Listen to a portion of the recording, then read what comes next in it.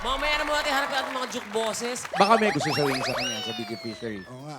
Actually, kay Bong Dailo, because, kaibigan ko yan eh. Musikero yan eh. Oo. Musikero siya na displaced kasi siya na evicted siya sa bahay niya. Tapos napunta siya sa probinsya na. So, hindi siya makatugtog.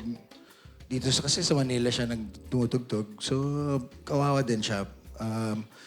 I would like to offer my help to him. Kasi, syempre, meron tayong soft spot sa mga musikero. Yes, of course. Musikero yan, eventually makakakuha ng trabaho yan kung saan man siya pinagpad. Tama po ba? Saan ba siya pinadala ngayon? Saan siya ngayon? Sa Quezon eh, malayo. Oo. Pero may mga tugtugan niya, very sure.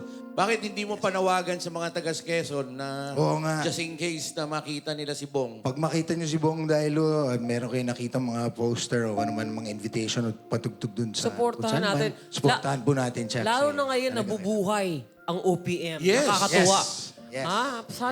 Sana tuloy-tuloy na to. Kasi ang ganda eh. Ang Actually, ganda. lahat ng mga restaurants sa mga bars, andun. Marami na. Yes. Nakakatuwa. Nakakatawa, di ba? Naaaliw ako. Bong, good luck sa iyo. We're praying for that. Okay.